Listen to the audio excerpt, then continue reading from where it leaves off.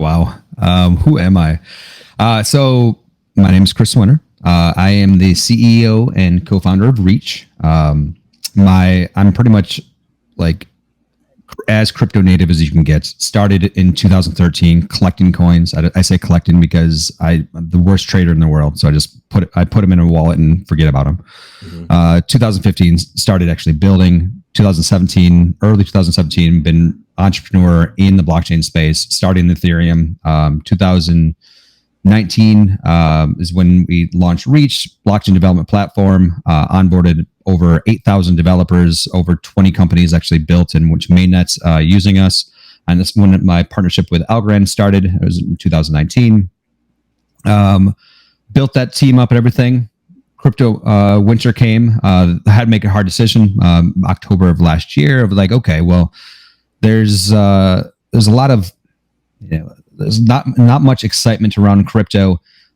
Developers, there's not much demand. What do we do? Do we keep running at full speed and burning runway, or do we downshift a little bit? And so I made the hard decision. I was like, okay, well, we should downshift and focus on building. So that's what Reach is doing right now, is focusing on building Reach V2. Mm-hmm. And then while that was happening, it gave me some free time to really kind of think about the space, think about blockchain, think about what am I doing with my life, Coop?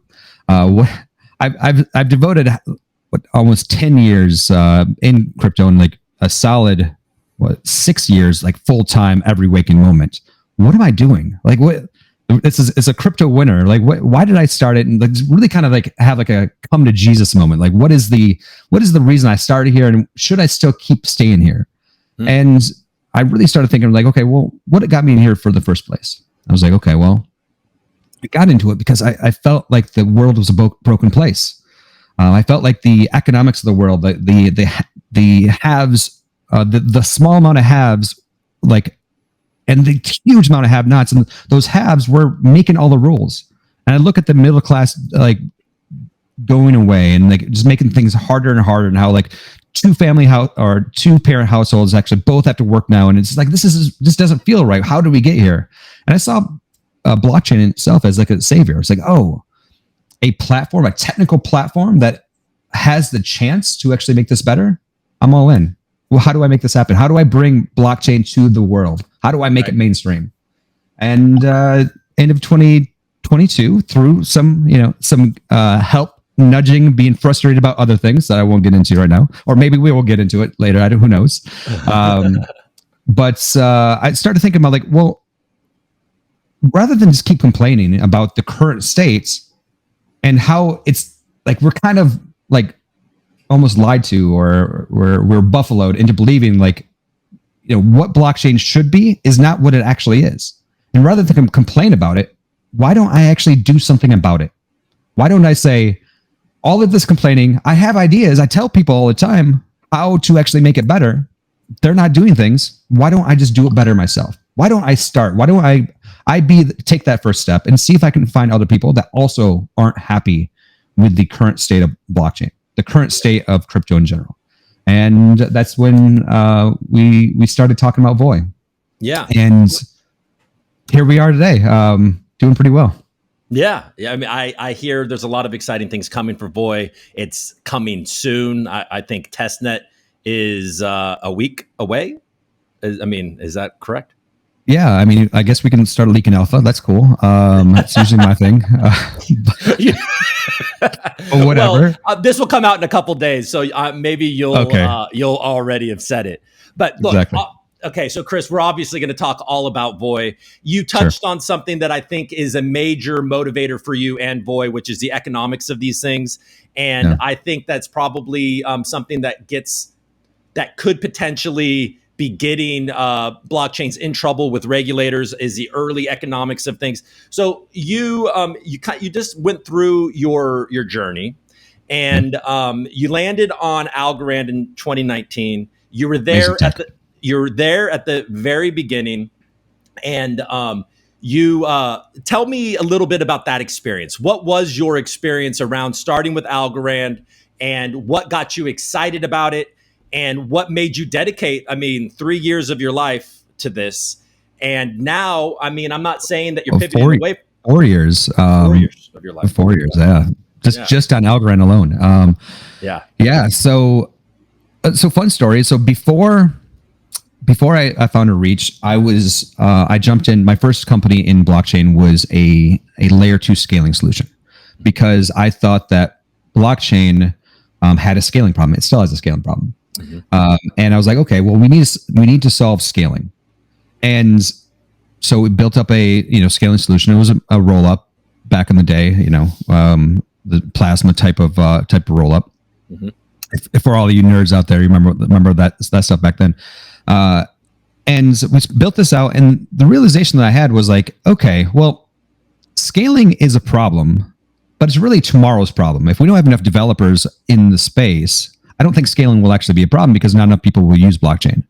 And the other thing that I came to is that I wasn't in love with layer 2 scaling solutions. I thought the user experiences was wrong. I looked at it and I was like, I don't see the light. I see like this is actually making things worse rather than better. I still agree to this day. I don't believe that layer 2s are the right way to scale. And then I discovered Algorand. Helped that I'm from Boston. The Algorand's in Boston. A bunch of people like I've worked with and known. Kelly Callahan, Sean Ford. I worked with in previous companies. So I've known of Algorand, and I started digging deep, and I was like, scaling on the layer 1. Okay, well, if we can scale on layer 1, it's going to be way better than scaling layer 2. And just digging deep into the consensus, learning, talking to actually Sylvie McCauley. I actually, for the first part of Reach's life, I worked out of the Algorand Inc. offices. So I was able to, talk to the researchers pretty much every day, just to understand like what's going on, what they're working on, give them my feedback on how blockchain should be. And yeah, it's just a wonderful experience. The tech was great. The people that are working on it, some of the smartest people in the world, amazing. Right.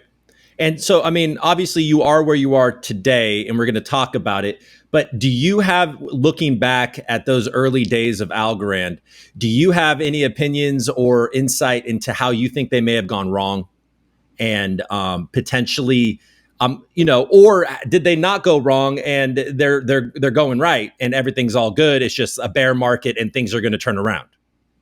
So the thing is, like, I spent a lot of last year thinking about how Algorand went wrong. And at the end of last year, I decided that wasn't really helpful. I think that's it caused a lot of friction between me and the foundation, me and the Inc. of like, because I was approaching it of like, guys, what are you doing? Do this right, do this. And the realization is that I just think that they have different goals in mind that I'm not privy to, or that their direction ends. I just didn't have enough information to understand why they were making decisions. And to this day, I still don't know why they're making the decisions they're doing. And it's not really valuable for me to second guess their decisions when I don't have a fraction of the information that they do. And blockchain is not figured out yet. So maybe, and like there are tons of smart people over there. Maybe they're making the right decisions. I don't know. But I disagreed with them, and I think I think that's if I were to make decisions, I would make things a different way. And this is kind of like what will cause the decision of like, okay, well, maybe I go down the path of focusing on VOI, rather than actually be upset of why someone was not listening. Why not make my own decisions on what I think is the right direction to go? Right. Does that make sense? Yeah. I'm really not trying to actually not answer your question, because but the answer is like, I don't know. I don't know if their decisions are right or wrong. But what I do know is they're brilliant. There's a lot of smart people. Yeah. I mean, look at their background. Look at their resumes. Yeah, absolutely. And we all got excited about those backgrounds and resumes for sure. A lot of us and my viewers for sure.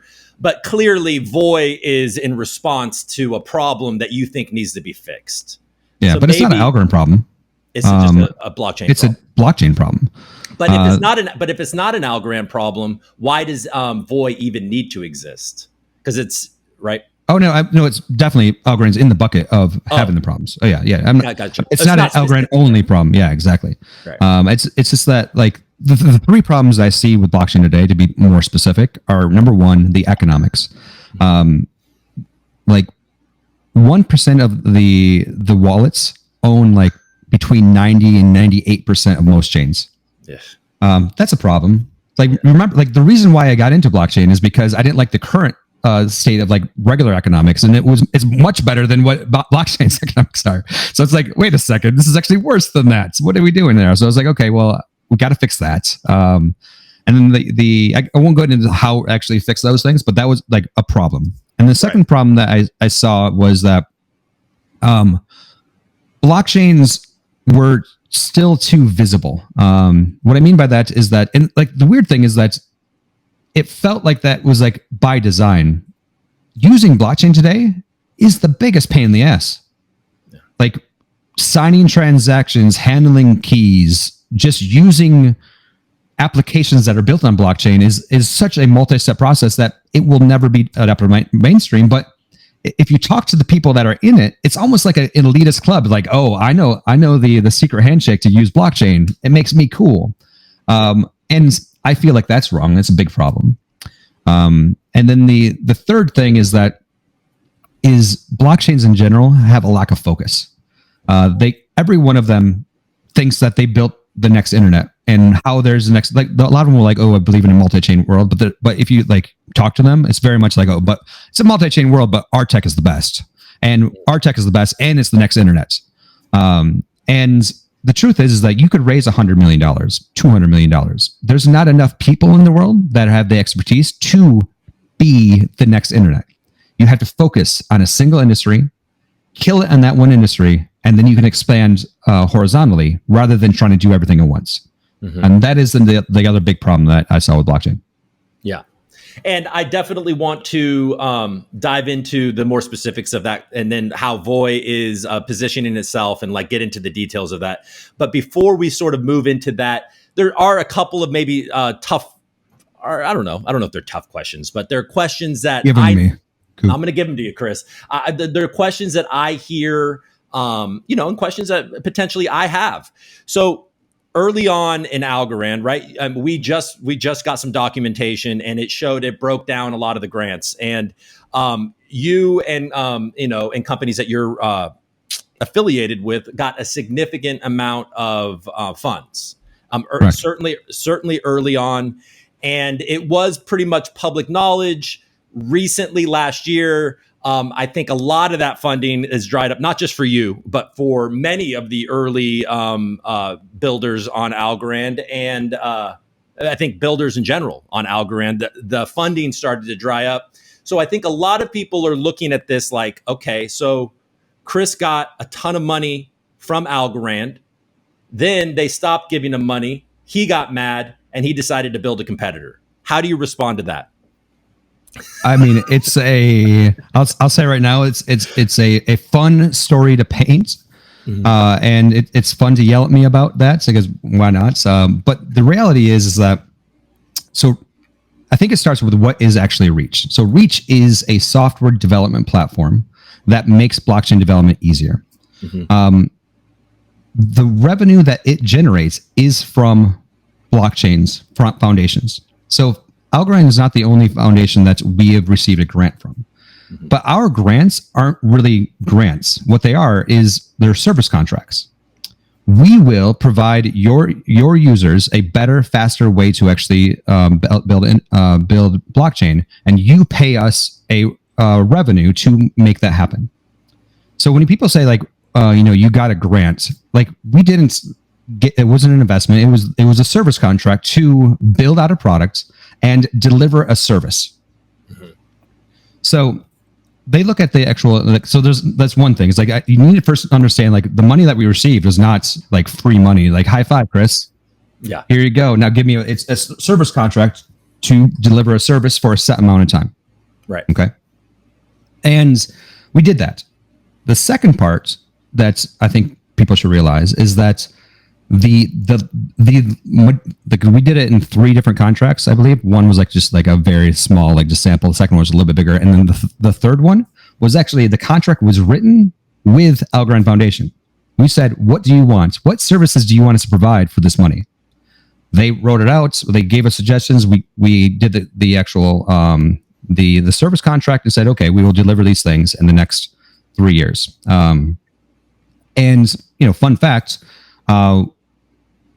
we actually delivered the full 3-year contract in a faster amount of time because we decided to actually ramp up the number of employees.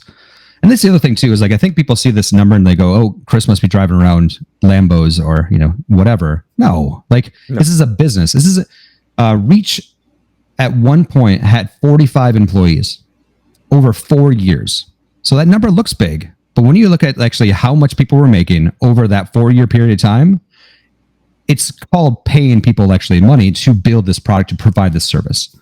And what happened is that our service contract ended, and we negotiated with the Algorand Foundation to extend it. Say, okay, let's keep this going.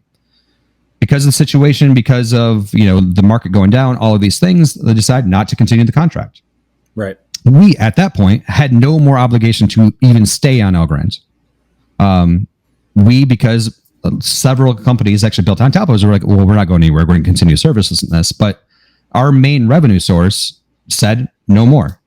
Yeah. So that's really what ended up happening. And that's where it is. So VOI and Reach are actually not the same company as number one. They're completely separate. They're, Reach is still going, Reach is in build mode and everything of that sort. VOI is this brand new thing. It's a decentralized protocol. And I don't believe that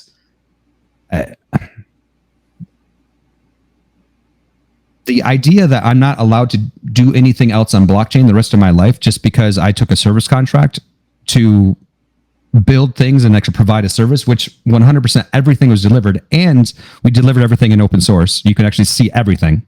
You can see our contracts, see everything. We deliver every single one of these things. That was and that was actually something that I made sure that was true. But it doesn't prevent me from still furthering my blockchain dream. I was doing blockchain things even before Algorand. It was just like Algorand was is amazing tech, amazing community members, amazing people actually building the tech, and is part of my blockchain journey. Yeah.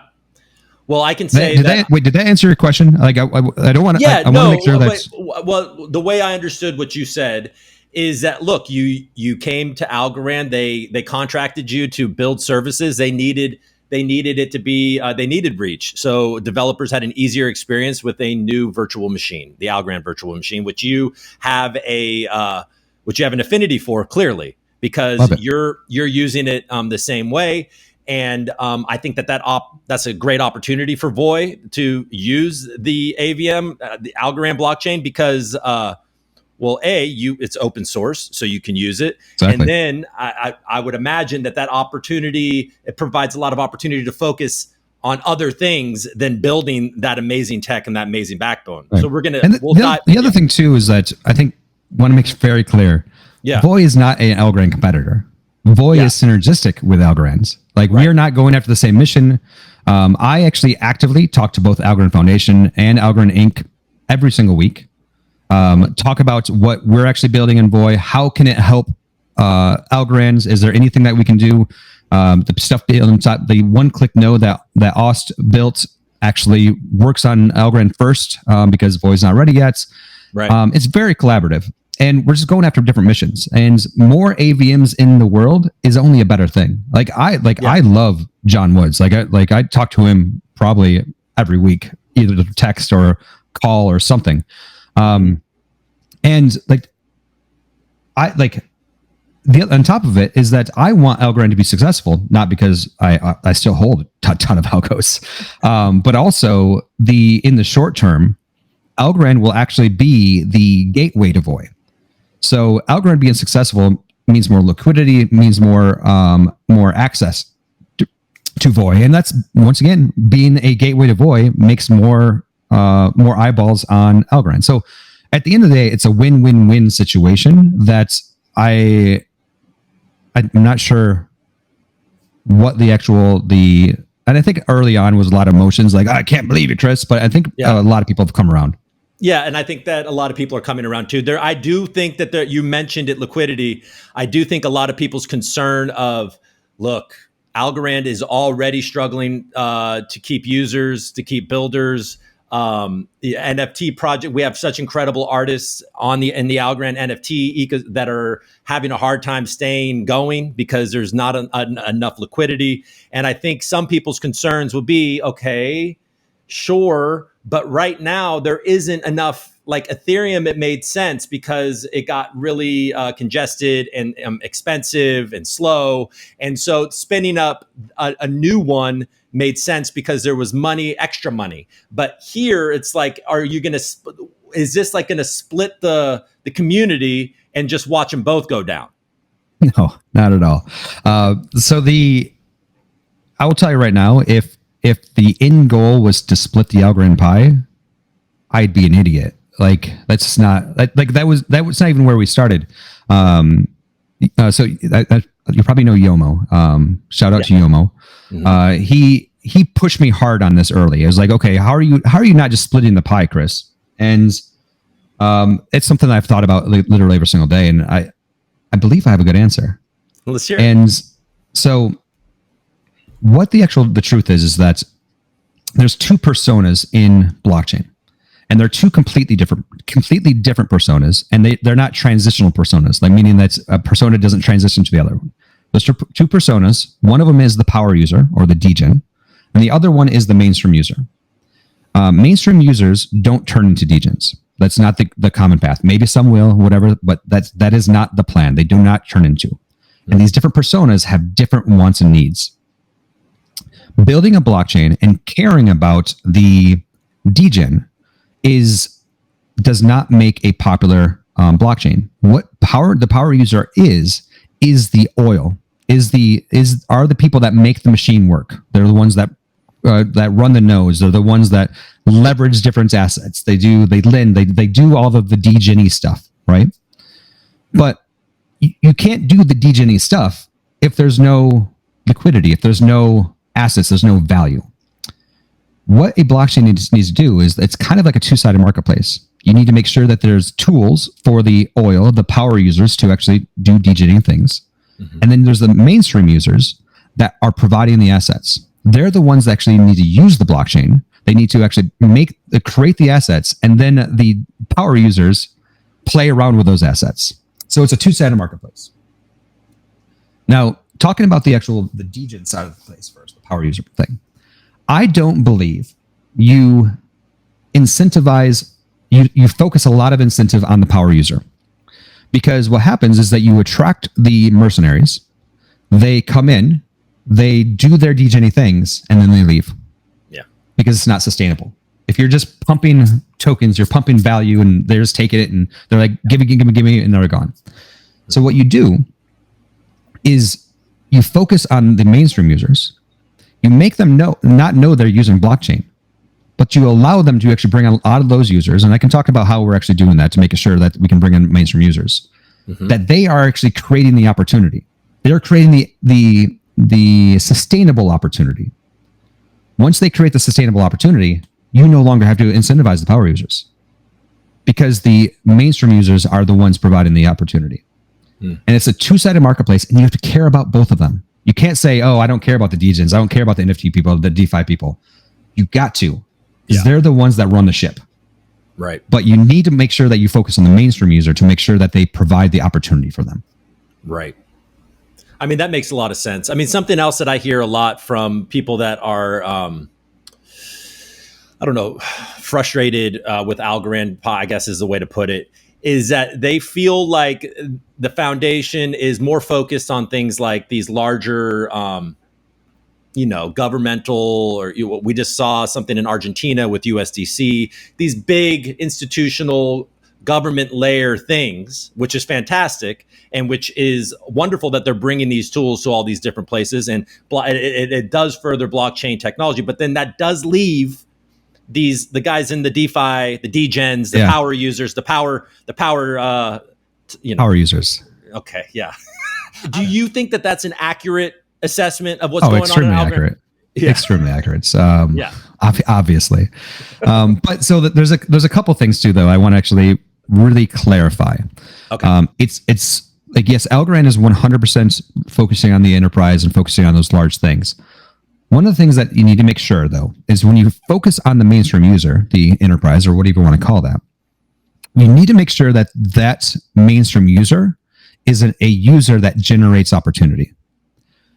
If all those users are doing is just using the blockchain and they're not actually generating assets, they're not creating these things that the power users can actually use, there's not really much value in it other than paying the nodes to process transactions. If all you're using the blockchain for is to store a log of something, that's not really like a great blockchain use case when you're actually building an overall ecosystem. So you need to make sure you focus on an industry that generates assets that the power users can actually play around with. So it's important to, when you go big, when you go for that mainstream user, you have to understand it's how they're using the blockchain that's also important.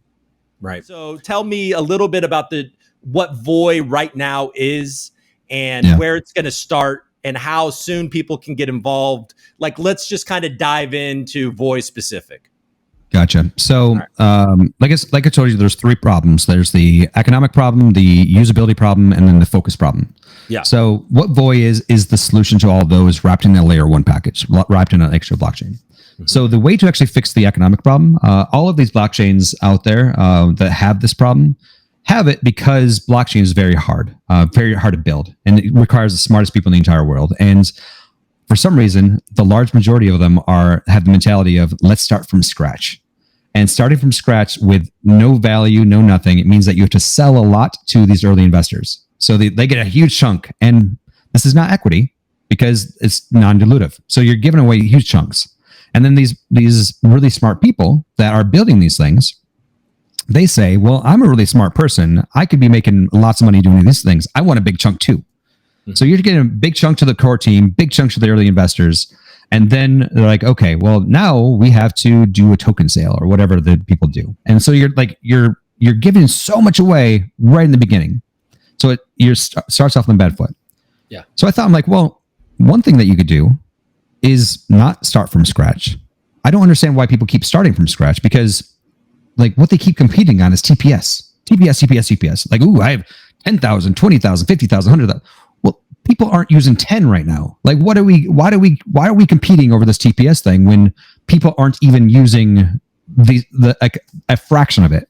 Mm-hmm. Sure, they will eventually, and I think maybe there will be eventually, but why can't we just use a technology that is open source, that is free and to use, and make it so you don't have to sell all of the tokens to the early investors or whatever to get to market faster? Mm-hmm. And then you get to market faster, you get to actually products, so you have the huge chunk of the pie left.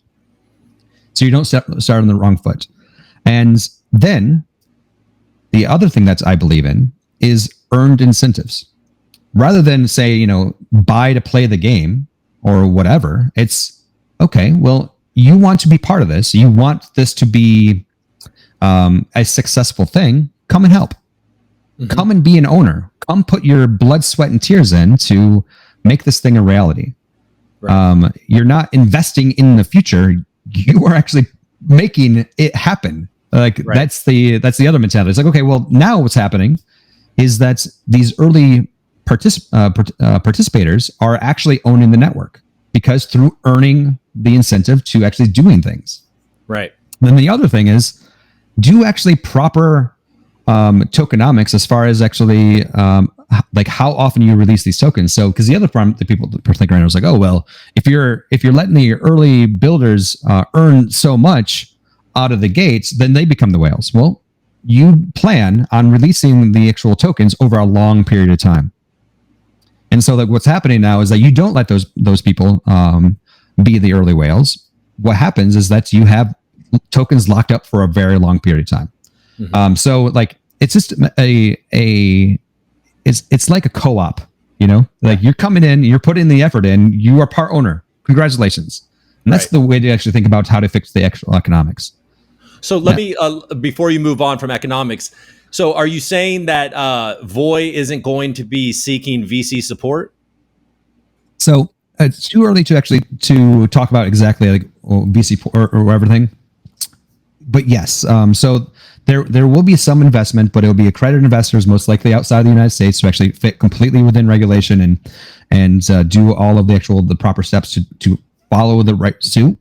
Mm-hmm. But the thing is, the amount that would be done is that it wouldn't screw up the economics. We're not, selling the farm to actually make it happen. It's just, but turns out I got to eat, or the team has to eat. So we have to actually do something. But the idea is to not screw the economics up. So you're not reinventing the wheel. You're just making the wheel more efficient, and exactly. you're making it, work better. Got it. Brings us to the next part. It's like, okay, so we're starting, the other thing too, a lot of people are like, oh, well, if you're the same tech as Algorand's, what's the difference? No, all we're taking is the consensus. A blockchain is not just the consensus. Mm-hmm. Blockchain is the consensus, is an important part, but also the economics, the go-to-market, the community, the wallet protocols, the actual applications built on top, the marketing, all of that stuff. The only thing that we're similar to Algorand at all is the consensus. Right. Everything else, different mission, different path, different even plan. This is why we are synergistic with them. It's just a small portion is the same.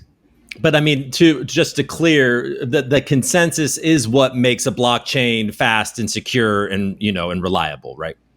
But if something's fast, secure, and reliable, is it used? You hope so. No, I'm not. I'm just saying it is a large part of. I mean, like I said earlier, I think it's compelling to be able to start over with that consensus and then put your focus on all of that stuff that's above it. Right, exactly. And that to me is I think that so I'm going to push back and say it's not a large part of it. If it was a large part of it, Algorand's the best tech. It would be the number one token. Right. Right. I mean, I truly believe that Algorand tech is the best token, or best tech. Best token. Well, hot take. Hot take. But so that brings us to the second part. Is the usability? Is the mainstream user needs to not know that they're using blockchain. So what we designed and what we created is what we call VOI ID. What VOI ID is a brand new type of wallet protocol. And what this wallet protocol does is it makes using blockchain invisible. It means that you will use VOI without knowing that you're using VOI because of what we use a type of embedded wallet. So the applications themselves will be the wallets. So both web and mobile. Mm-hmm. The applications will sign for you. All you have to do is log in to the application, and it is the wallet, right? There's no switch into another thing. You might be thinking oh, well, that's not fair. A couple of big problems with that, because other people do that. One, now you have your assets spread out in every single application. How do you balance that and everything? And the second thing is what happens if that application gets hacked? Now they have full access to all of your assets. Two bad things. Mm-hmm. So we do embedded wallets so that we remove the need for signings. The second thing we do is we do a delegated decentralized permissioning, meaning that these embedded wallets only have permissions over signing transactions that you have previously approved. So your Starbucks app, it can only move Starbucks tokens. It can own or one VOI over the next week to pay for gas. If it tries to do something other than that, now it automatically kicks you to that secondary signing application, your VOI ID. It's the Starbucks app is trying to actually steal all your money. Do you approve this? Mm-hmm. No, I'm not going to approve that. But if it's trying to actually just shoot the tokens, it's just like using an application. The second thing that it does is it makes works similar to account abstraction on Ethereum. It abstracts away the keys. A regular user doesn't need to chisel their keys into a rock and bear it in the backyard for their Starbucks app, right? Mm-hmm. They're fine with a username and password. So the embedded wallet has a username and password, and you're fine to go there. You don't really worry about that, but it's modular. At a later date, you're oh, well, my Starbucks app has $10,000 worth of Starbucks points in it. I don't know why, but it does. I care more about my security in this. I can actually just swap it out. The wallet stays the same. History all stays the same. Your security changes. Got it. So you can choose to use this. I guess this would be for the more mainstream users. You can choose that, or you can also choose to be more engaged in this process. you can have a very tight tinfoil hat on if you want. Cool. It's fun. And then the third thing that we're doing is we're making delegated fees much easier. What this means is that the mainstream user doesn't have to get VOI first to use it. What happens is that they just sign in and get the wallet, and the application pays the fees for that wallet. So the Starbucks app goes, I'll pay 0.1 VOI for every transaction. I don't care.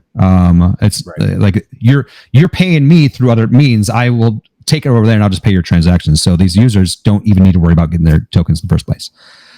So those three things are what VOI is. It's making blockchain invisible, so we can go after those mainstream users and they don't know they're actually using blockchain. And that is what creates the assets for the power users that do want to, smoke signal their transactions in or whatever us nerds like to do. Nice. Now, I have a couple of questions here. By the way, I'm not to the third point. You want me to hit the third point, or do you have let me get you 2 questions before you go to the third point on VOI ID, or moving on to the third thing that VOI does. Okay. So then let's first, do you have wallets already set up for VOI? I would imagine you do, since testnet's coming soon. It's one of the things that we have actually an open bounty for people to build new wallets, but we do have ongoing conversations with existing wallets. They will be ready for day one. I'm not going to say that we're ready to go because we're building this plane in flight. They're like, all right, here we go. But yeah, we'll be fine. Okay, cool. And then, that's the obvious benefit of VOI is that anybody that is, and this is an obvious benefit of Ethereum and Avalanche, frankly, is that anybody that builds something on Algorand can easily transport it over to VOI. So that's the other way around. And that's got to be great. Yeah. And on the other way around for sure. Yeah. And so that is, I think, one of your main points is that, look, this can actually grow it. If we are able to appeal to new people and these builders are able to build here and then they're able to deploy on Algorand, and then there's this easy bridge because Algorand costs nothing to move and neither will VOI, I imagine, or, transaction fees will be so low that it's going to be easy to bounce back and forth. NFT projects can exist on both. It can be mutually beneficial.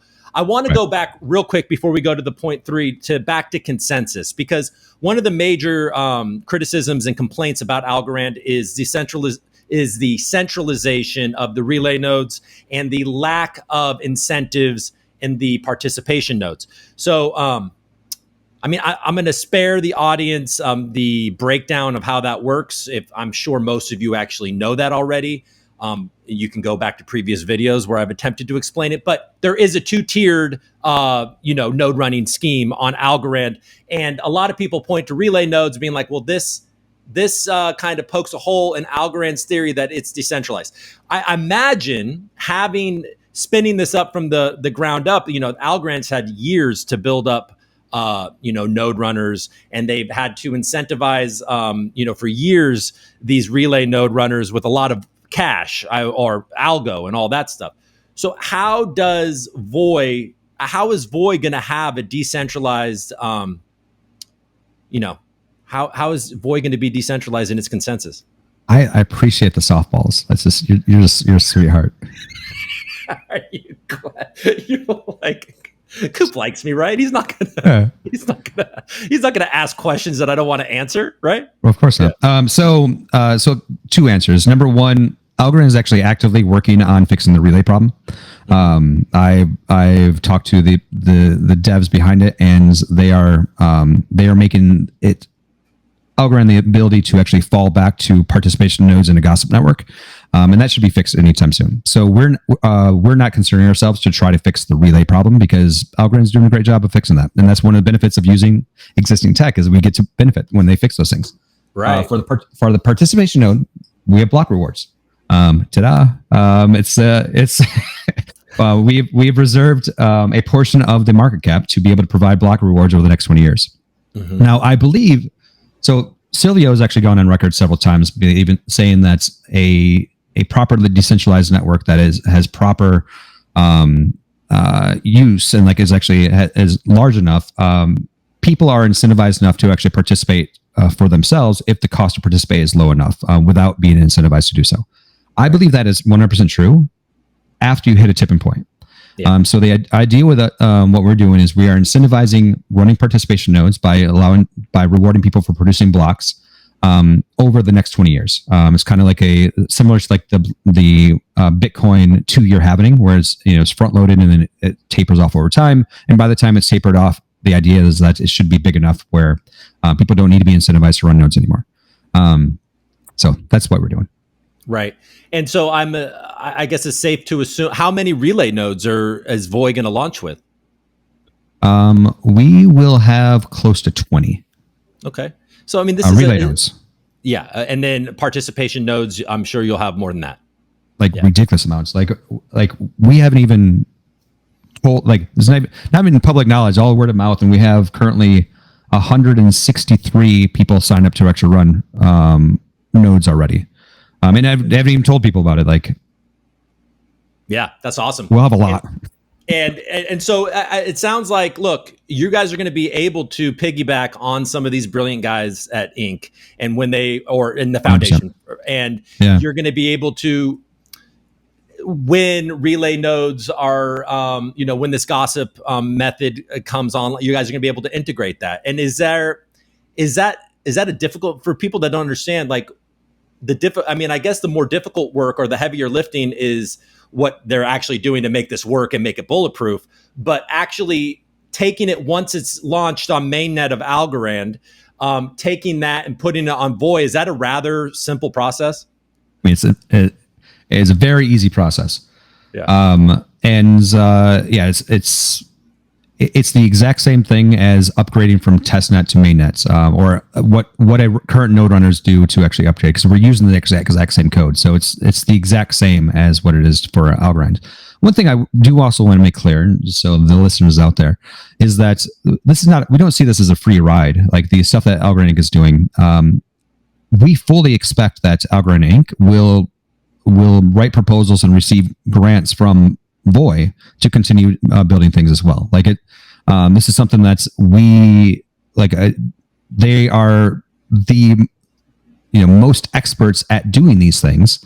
They should 100% go through the proposal process to be able to get rewarded from us to keep building things. Okay, so you're seeing a world where VOI potentially incentivizes Inc. Yeah, I mean, right now it's not No, you're not there, but you're saying, but you are in a future that you find is successful. You see this world where you're lifting them both up. This isn't competition. You've said it, but a lot of people. I'll say it again. Coop. Yeah, it's not. I mean, look, a lot of people are going to look at that and they'll be like, okay, he's saying it. Yeah, it's not a competition. Oh yeah, sure. It's not Is that how I talk, Coop? Sure, Chris, you're not a competition. It's looking in the mirror. But I mean, look, what you're painting, it does look like that. Well, what if Inc. What if something terrible happens and the development about something bad happens to Algorand? What happens to VOI in that situation? And we're completely different networks. Everything is open source, and the truth is that Algorand is actually really good tech now. If for some reason Inc.'s tomorrow we're no longer building, this is not going to happen, everything of that sort. If it did, we're still good enough at the base node to be remember, we are improving above the node. I believe the consensus is actually very solid and would be solid for at least the next 2 years. Right. We would still be able to go to mainnet, still grow, and then we would be able to then pick a new Inc. It would be harder for them to actually pick up and learn stuff, but we would just shift it. And the big benefit is that because we're not selling the farm, we're not giving away the tokens, there's a much larger portion of the pie that's devoted for incentives to be able to do these type of things. Yeah. All right. I'll let you get to point 3 now. Point 3. All right. Yeah. So the third point is focus. Is that blockchains go, we're going to be the next internet. So we do a little of this, a little of that, and a little of this, and we hire people. And these people are just slammed with emails and not able to return phone calls or emails because they're just so busy. It's because they're trying to do everything. So what we're doing with VOI is we're picking a single industry and we're saying, okay, this is the industry we're going to focus on. Yes, it can be the next internet. I'm not saying that's not going to happen. But what I am saying is that we are going to kill it with one industry. Right. And pick an industry that we can actually provide real world value today, that has a large enough TAM to support an actual growth, and is actually like not really focused on by any other blockchains. And that industry is what I call membership infrastructure. So you can think of things that have memberships like gyms and spas and golf clubs and Girl Scouts and everything that actually has memberships and pays dues or fees or anything of that sort. It's a huge industry that's actually being taken care of in Web 2. And the thing is, like, it is perfect for blockchain. Turning memberships into NFTs and allowing for the individual to actually own their membership, and they pay through the NFT or through and it holds the actual like the length of time of their dues. This is like getting ClassPass, if you're familiar with that, for free. All of a sudden, boom! Now I can trade, lend, whatever with my membership. That comes for free. So these entities that want to actually use this get an amazing service that are built in, and they can have much better discoverability. And then the second thing that goes with membership infrastructure is loyalty points. Loyalty points, another thing that are perfectly angled for blockchain. Yeah. The other thing too that a lot of people don't realize is that there's the loyalty points industry is kind of weird. There's two kinds of loyalty points. There's open systems like credit card points or airline points, where you can actually use these points everywhere. And then there's the closed systems where you earn Starbucks points. You can only use them in Starbucks. Right. The open system is extremely regulated because it's actually like a currency. You're like, you can spend this everywhere. So like, money laundering, everything that sort. Yeah. Closed is that there's less regulation because, the entity creates it and then they accept it. Right. But now what blockchain allows for, because it's on an open system, a flat open system, it can allow for a ecosystem of closed loyalty point systems. What this means is that they get the benefits of an open system, but none of the overhead and none of the actual the regulation pains, because if there is a trade going on, it's a peer-to-peer trade from one to another. And like this sounds very much like cryptocurrency, right? It sounds very much like blockchain. So it's an industry that is a multi-billion-dollar, like just loyalty points alone is a $4 billion industry, just let alone. And these entities, like a gym, is paying $600 per month per gym. So they pay a lot of money today for things that the blockchain is actually better at. And it's a industry that has enough to actually we have one gym that's we signed an LOI with that is going to have they're shooting for 500 franchises by the end of the year. They already have 250. Getting them on board day one, we're going to have more users on VOI than many of the existing blockchains, just because of their gym users. You know what I mean? Yeah. Just with one franchise. So VOI's got its Planet Watch in gyms. Exactly. Yeah. We already have Planet Watch. That's a lie. Not true. But Planet Watch, give me a call. Like, we can make it work. So. We can make it work. But I mean, so you already are signing these LOIs with, so you guys are already on your way. You have people. You have users already. Turns out this is a real thing, Coop. I'm starting to believe you. This is yeah? Crazy. I mean, I do wake up at the butt crack of dawn every day and work until I go to bed every day. I'm not, Yeah. Well, turns out we're joking. But by the way, go ahead. I want to make sure that before we move on and joke, this is only possible because of the team and the partners we already have. Like, I work out hard. They're impossible for me to do this alone. Like, Gov, Shanti, Benny, Cody. Yeah. They are working way harder than me. So the guy, once again, this is them, not me. Yeah. And then look, focusing on memberships, like you're saying, I mean, obviously that has a direct connection to NFTs, and it's larger than just memberships and loyalty points. That also will create tools for an active NFT eco, and then also obviously give that gym opportunities to have some fun at the gym. Right. Maybe there's like the Ultra Lift NFT that you can win because the guy that puts up I don't know. You could do like cool. You're hired, Coop. You're hired. Like a real buff. You got ideas, sir. You got ideas. Like your profile picture. You can get. That's right. I've been working real hard for those. I've been working real hard. It's sun's out, guns out, summer. That's your motto. Sun's out, guns out. That's right. You rock out with your cock. All those things. These are the things that you do. Yeah. There we go. Okay. Cool. Okay.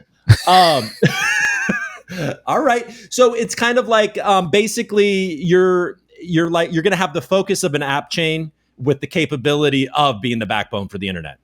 I would say I believe in industry chains over app chains. I think app chains are too small of an ecosystem to be able to support a true blockchain. I think industry chain is a better descriptor of like what we're going after. Mm-hmm. All right. So tell us a little bit about where you guys are at right now. I mean, you just gave us a hint. I kind of spoiled your alpha in the beginning of the show. Yeah, why not? What else do you want to tell your audience?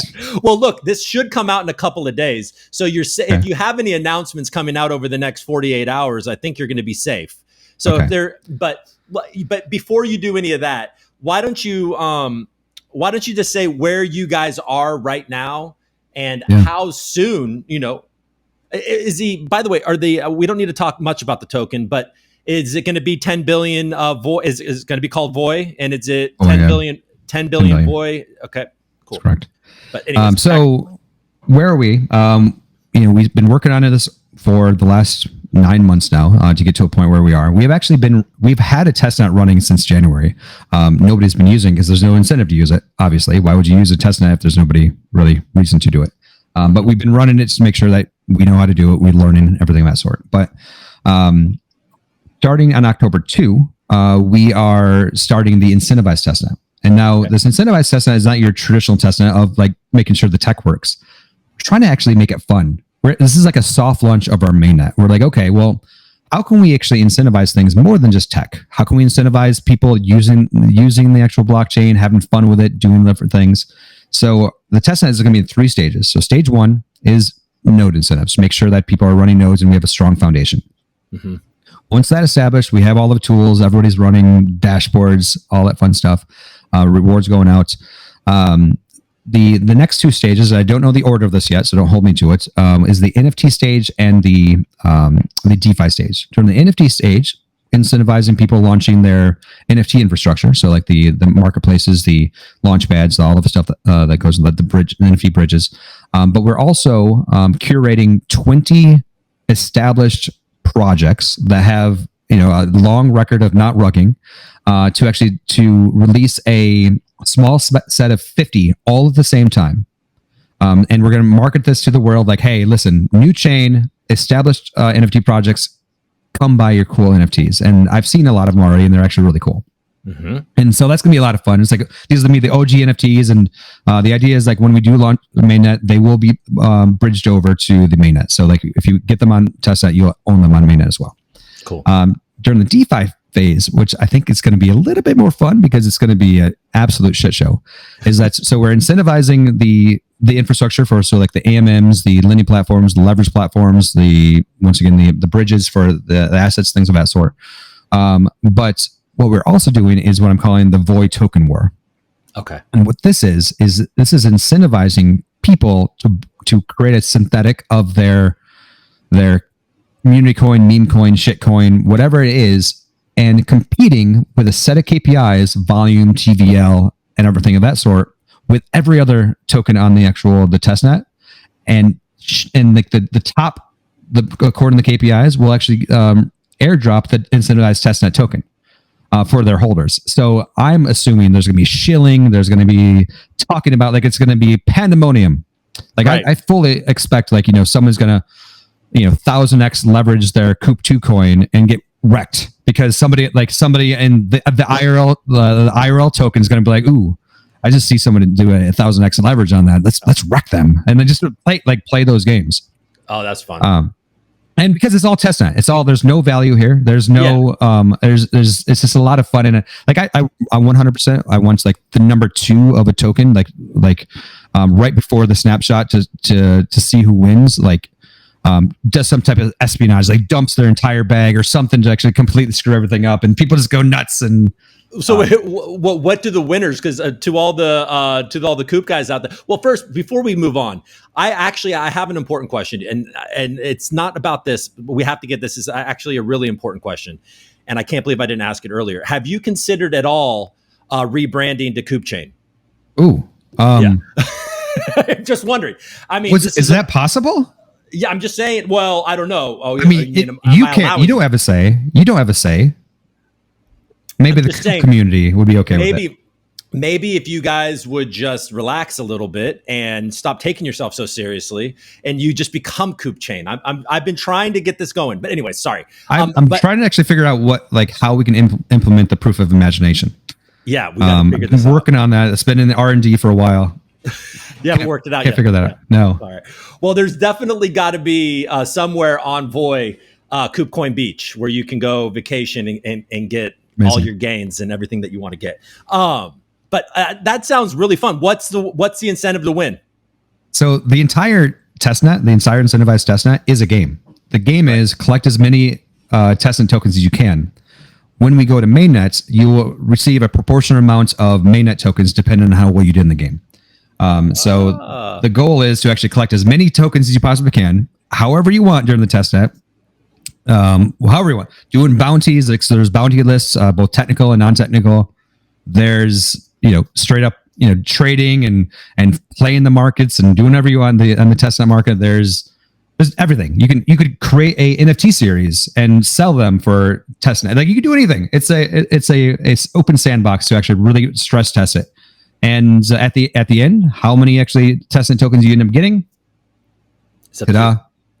Yeah. And so how are you going to win, Coop? Are you going to win the competition? I'm probably not. I probably won't, but I'll try. Probably not. There's better traders out there. There are some like diehards out there already. Like much love they're putting there. Yeah, and there's guys that are willing to go further on this stuff than I am. But I promise you, I'll be in there playing around. And I think amazing. Coop 2 is a fun idea, and I think that should exist. And I hope the Coop community shows up. You asked me so many hard questions. Yeah, you probably just edited this out because you have the full control. What do you think of VOI? What do I think of VOI? Okay, well, look. Are you going to edit this out? Are you going to edit this out? Maybe.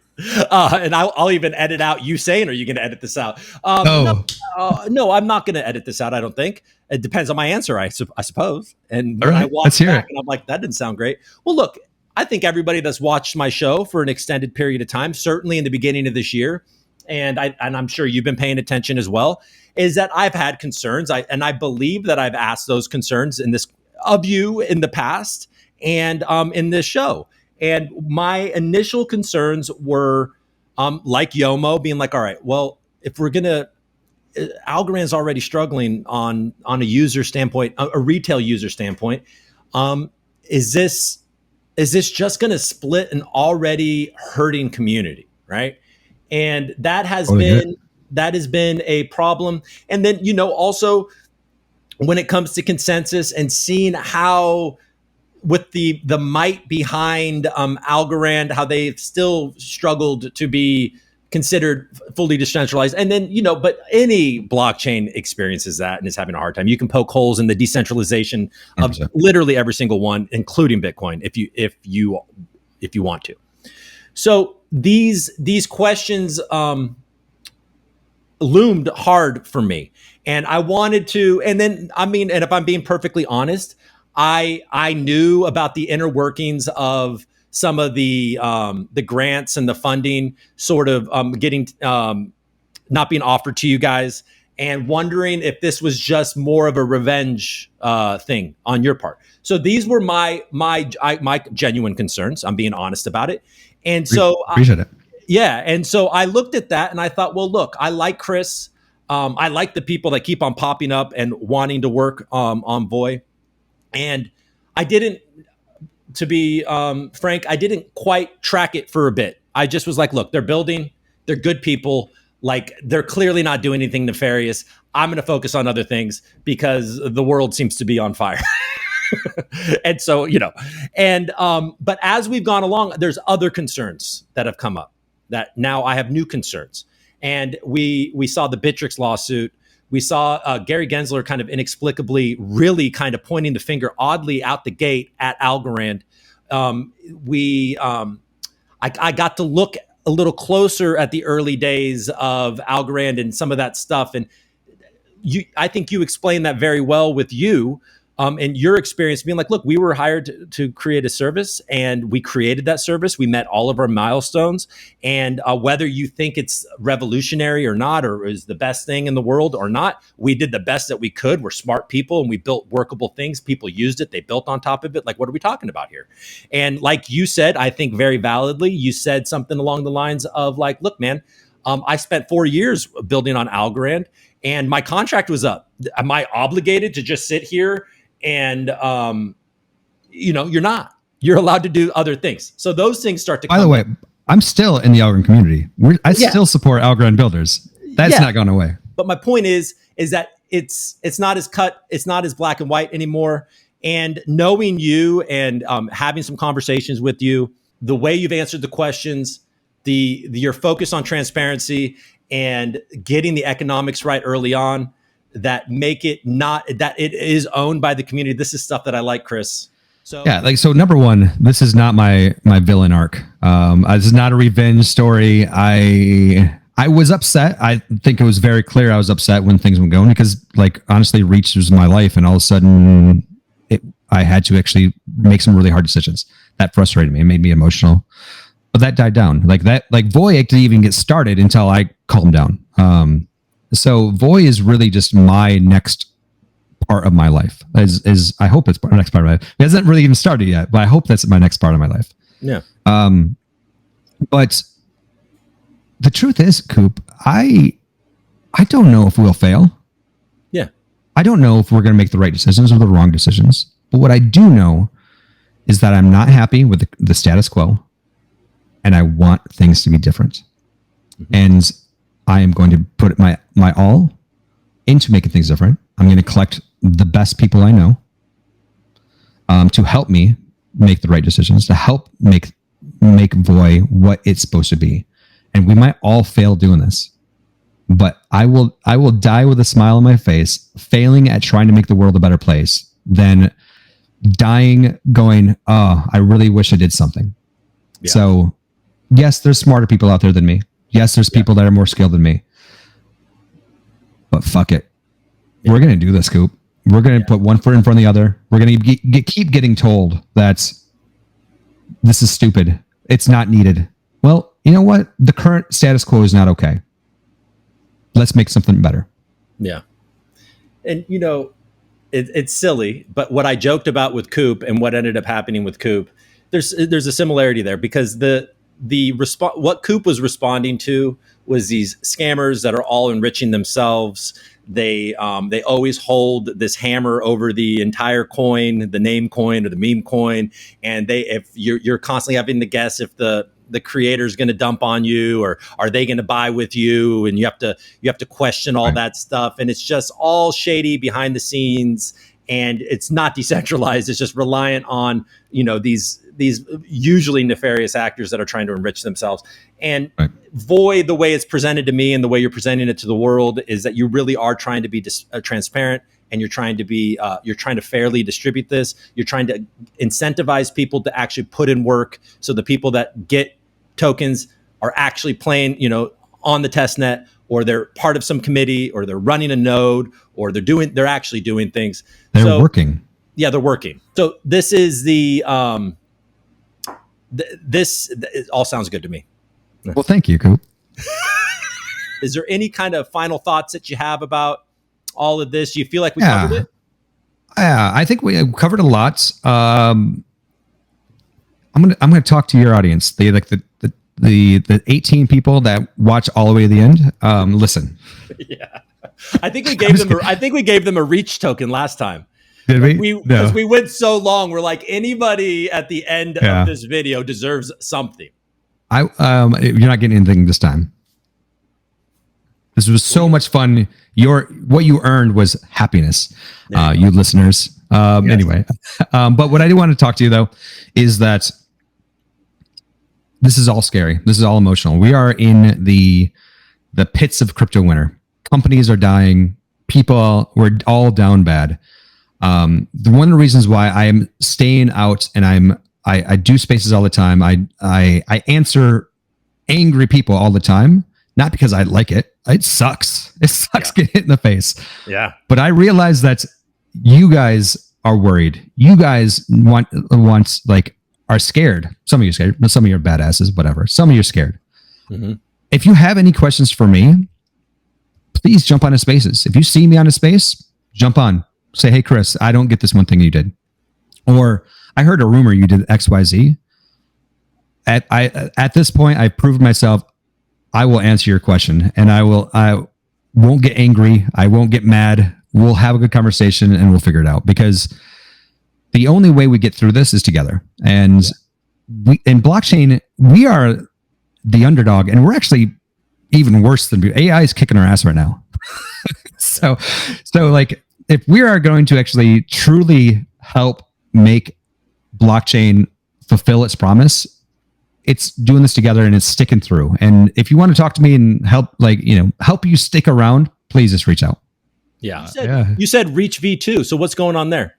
Yeah. So Reach V2 is, so we've been working on Reach for the last four years. Got a lot of feedback about how, like, a little bit of feedback that we've got is that Reach is a little bit too opinionated about some of the things it does. And so we're backing that off. We're actually giving people more allowed to put their fingers in the guts of it a little bit more. One of the other features is that we make it so that somebody can compile a EVM or a Solidity application to Reach, and then it will be able to output to any chain that Reach compiles to, which is a huge thing. So this opens up the amount of existing stuff. And then it's a full rewrite from scratch in Rust rather than Haskell. The big reason for that is because Rust compiles down to WASM, and this means that we'll be able to put the full compiler in a browser, so that it'll be much easier to use and write applications with. So Reach V2 is a huge, big change, and that's what's happening with that. And that's going to be that's for Algorand, that's for VOI, that's for anybody. Right. It's whoever wants to pay the service contract. Right. Which so is I imagine circle. I imagine VOI will get a deal. Can get a deal on that. No. Fuck no. Are you kidding me? Remember, like Coop, 100% of the tokens going out is voted on by the governance committee, not me. I have no voting power. Right. So maybe you guys give VOI Reach a deal. Right. And then what about like, I know they're different, but how about AlgoKit? How does AlgoKit play into VOI and Reach? John and Alejandro are doing an amazing job, and whoever else is actually on AlgoKit is really bringing the other development tools up to where we need to be as well. And it works on VOI. So I cheer them on. Go AlgoKits. It's amazing. Okay. All right, cool. All right, Chris. Well, this is fun. Did you have fun? I ate Coop. When you have to do Coop 3 times, that's stopping you from being like, not really. Just kidding. No, I have so much fun. I miss you. I haven't seen you in so long. Well, I'm glad that we were able to catch up like this. Hopefully, in the near future, we'll be able to do it in person as well. Do you think people will enjoy this one? Oh, like and subscribe. I forgot to do this earlier. So make sure you like and subscribe, and give Coop a lot of money or whatever. There's a Coop. Recoop. We could go recoop.algo. You could just send recoop.algo. Just send lots of money. Just lots of money to recoop. Lots of money to recoop. If you, depending on how many likes this gets, we might do this again. Yeah, if you guys will like this damn thing, we'll do it again for sure. Yep, for sure. And if you maybe next time, it might be like a late night one with drinks. I think we should do that. Let's do that. We should. Well, look, who knows what the future holds for us, Chris? You know I know, but I'll tell you later. Okay. That's, the beard or maybe makes I'll me tell feel like you might be right. Maybe I'll tell you in the next video if you watch. Everybody listening. Yeah. Is there any chance, since you guys are basically copy pasting the consensus, is there any way you can copy paste John Woods over to VOI as well? That'd be fun. God. If I could, I would. I'll tell you right now. He's a special man, that one. So John Woods, when you watch all the way to the end, because of course you will. Oh my God, he's gonna watch it. He's taking notes. I love you, John Woods. I love you too, John. All right, I think that's a great way to end it. Chris, thanks for everything. Thanks for why do we say his full name? John Allen Woods. I refuse to do that. But no. Why do you say John Woods? Even Woods, but no, people go John Woods. But people go even further. Like Crypto for Change and Gov, your buddy Gov, I feel like always calls him John Allen Woods, and I'm like, I can't go that far. I will go. I don't know. John Woods is the Woodster. Woody. I think Woody. I think that's what he likes. Is he like Woody? Okay. He's never told me that. I talk to him. He's never. Yeah. Just. It makes sense though. Yeah, it makes sense. I mean, just assume. You know what I mean? It's safe to assume that he prefers Woody. All right. We're rambling now. Yeah. Now we're just having fun. All right. Well, yeah. Okay. Thanks, Chris. Until next time. My pleasure. All right. Peace.